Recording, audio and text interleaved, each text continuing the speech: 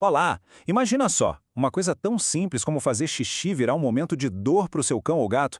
Pois é sobre isso que a gente vai conversar hoje, os famosos e temidos cálculos urinários.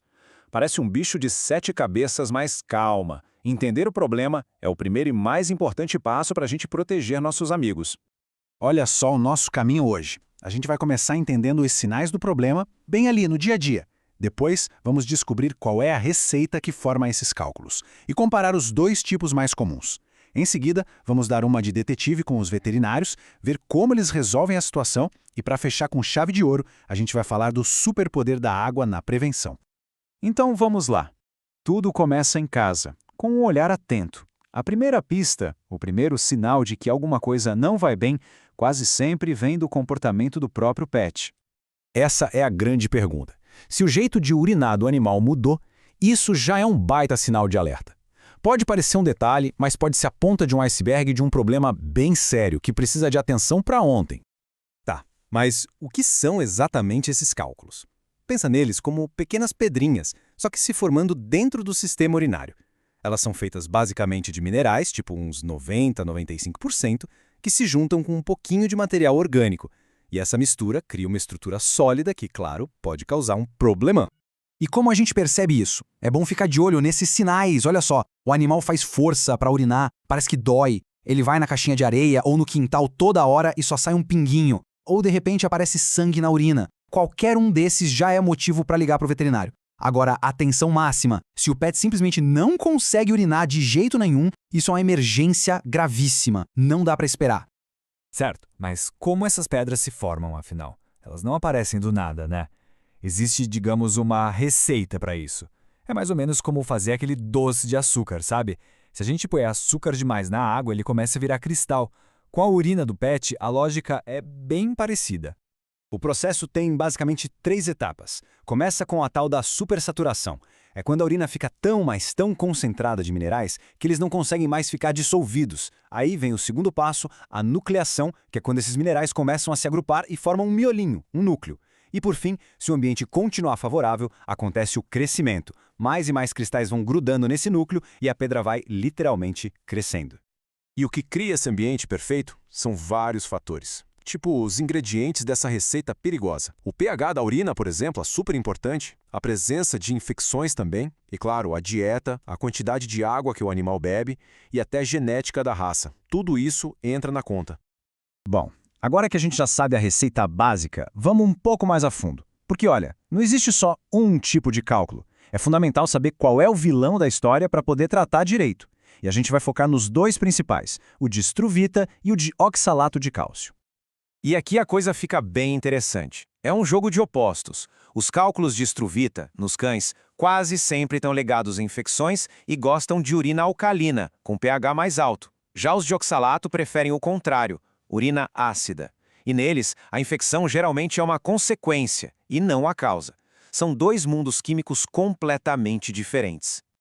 E por que a gente está falando tanto desses dois? Dá uma olhada nesse gráfico. Juntos, estruvita e oxalato de cálcio representam tipo 85% de todos os casos. Ou seja, na imensa maioria das vezes, o problema é um desses dois. Os outros tipos, como urato e cistina, são bem mais raros. Falando da estruvita, o perfil de risco é bem claro.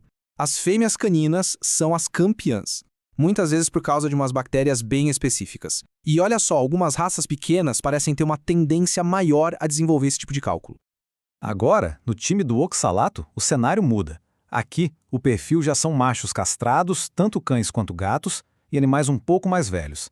A lista de raças tem algumas que se repetem, mas também entram outras, como o Schnauzer. E uma curiosidade para os gatos, o estilo de vida. Gatos que vivem só dentro de casa têm um risco maior. Interessante, né? Certo. O tutor viu sinais, ficou preocupado e correu para o veterinário. E agora? Agora começa o trabalho de investigação, a fase de detetive para descobrir o que exatamente está acontecendo lá dentro do pet. Para essa investigação, os veterinários têm duas ferramentas poderosas. O raio-x é excelente para achar os cálculos mais densos, como os de estruvita e oxalato. Eles são radioopacos, ou seja, brilham na imagem, fica fácil de ver. Já o ultrassom é fantástico porque consegue enxergar todos os tipos de cálculo, até os que não aparecem no raio-x, e ainda por cima mostra se tem alguma obstrução. E não é só com a imagem, não. Um simples exame de urina, a urinálise, é uma verdadeira mina de ouro de informações. Ele mostra o pH, se tem cristais microscópicos ali boiando, se tem sinais de infecção, enfim, vai juntando todas as peças do quebra-cabeça. Diagnóstico fechado, quebra-cabeça montado, agora é hora de partir para a ação.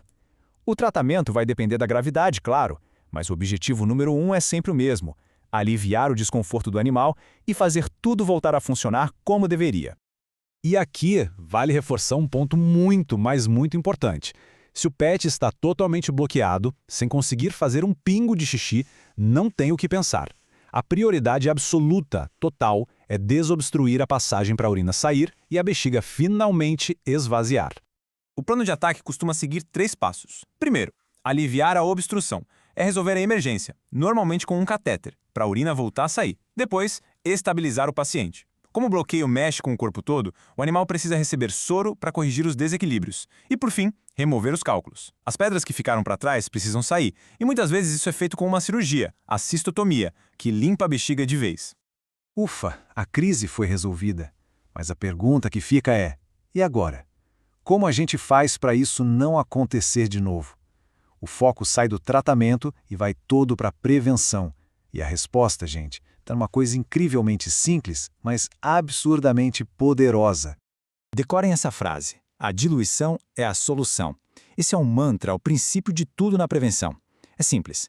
Se a urina está mais diluída, mais aguada, os minerais simplesmente não conseguem se concentrar o suficiente para formar cristais. E isso não é achismo, não. É ciência pura. Os veterinários trabalham com uma meta, um número específico de densidade da urina. Manter a urina abaixo desses valores é o segredo para uma prevenção que funciona a longo prazo. Certo, mas na prática, como é que se faz um pet beber mais água? A missão número 1 é essa. Uma das táticas mais certeiras, principalmente para gatos, é mudar para comida úmida. Outras dicas ótimas são espalhar vários potes de água fresca pela casa, usar aquelas fontes que deixam a água circulando, eles adoram, ou até dar um gostinho especial na água, como as gotinhas de caldo de frango sem sal para ficar irresistível. E a gente termina com essa reflexão. Depois de tanta ciência, de exames, de tratamentos, talvez a ferramenta mais poderosa de prevenção seja a mais básica de todas. Garantir que o pet esteja sempre bem hidratado é um ato de cuidado que pode poupar muita dor. O que prova que, às vezes, as soluções mais geniais são também as mais simples.